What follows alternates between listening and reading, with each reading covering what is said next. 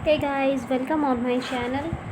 आज हम पढ़ेंगे, हमारा पेपर है जिसका नाम है बिज़नेस लॉ और ये सेकेंड सेमेस्टर का फर्स्ट पेपर होता है। अब और यहाँ पे फर्स्ट ईयर दिया हुआ है, इसको इग्नोर करिए। फर्स्ट ईयर में अब ये नहीं आता है, सेमेस्टर वाइज हो गया, इसलिए सेकेंड सेमेस्टर के फर्स्ट पेपर में आता है। बिज़नेस लॉ होता क्या है, पहले तो हम ये जानेंगे। पहले इस पेपर के बारे में जानते हैं कि बिज़नेस लॉ होता क्या है। मतलब जब कोई पर्सन कोई बिज़नेस करता है, उसके अंतर्गत जो रूल्स एंड रेगुलेशंस होते हैं, वो सारी बातें बिज़नेस लॉ के अंदर दी हुई होती हैं।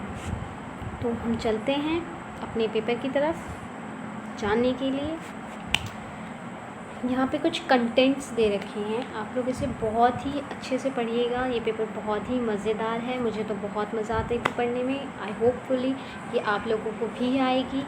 हमारे पेपर में कुछ जो कंटेंट्स दे रखे हैं, इसको हम 5 यूनिट में आई थिंक डिवाइडेड है, 7 यूनिट्स में ये है। और हम इसको एक्ट के ही अकॉर्डिंग पढ़ते हैं, जैसे कि Indian contract act, Indian partnership act, sales of goods act, negotiable instrument act, payments of wages act, सारे के सारे हम एक्ट के अकॉर्डिंग पढ़ते हैं। सबसे पहले हम पढ़ेंगे द इंडियन कॉन्ट्रैक्ट एक्ट 1872। इसमें 5 चैप्टर दिए हुए हैं। सबसे पहले हम ये जानेंगे कि कॉन्ट्रैक्ट होता क्या है, और एक कॉन्ट्रैक्ट को बनाने के लिए, एक कॉन्ट्रैक्ट को करने के लिए उसके अंदर जो जो चीज़ें लगनी चाहिए वो सारी बातें हम पढ़ेंगे। उसका एसेंशियल क्या होता है, कॉन्ट्रैक्ट्स के टाइप्स क्या होते हैं, और कॉन्ट्रैक्ट्स डिस्चार्ज कैसे हो जाता है। ये सारी बातें हम हमारे फर्स्ट एक्ट में पढ़ेंगे, जिसका नाम है again the Indian contract act 1872। तो अब हम चलते हैं हमारे फर्स्ट चैप्टर की तरफ। इसका नाम है Indian contract act again contract.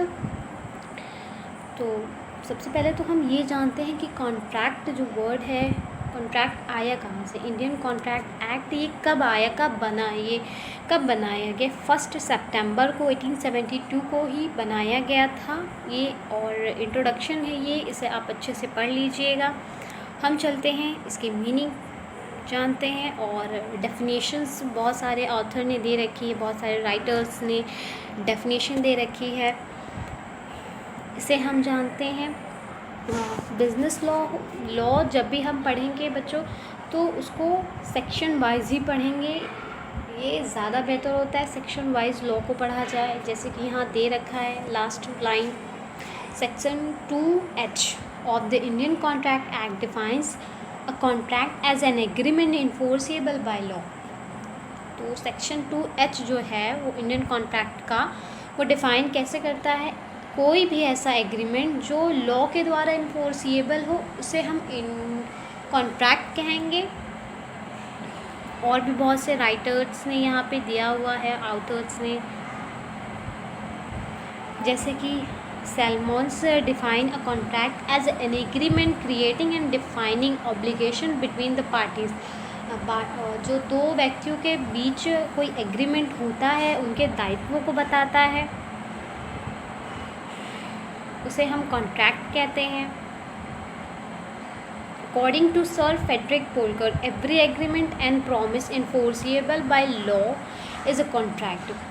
Sir Frederick Pollock के अकॉर्डिंग कोई भी ऐसा एग्रीमेंट जो या प्रॉमिस, कोई भी ऐसा एग्रीमेंट और प्रॉमिस जो कोर्ट के द्वारा इन्फोर्सिएबल होता है, उसे हम कॉन्ट्रैक्ट कहते हैं। मतलब जैसे कि कोई भी ऐसा वैलिड कॉन्ट्रैक्ट जिसकी ना होने पर हम केस कर सकते हैं, उसे हम कॉन्ट्रैक्ट कहेंगे। आज के लिए इतना ही।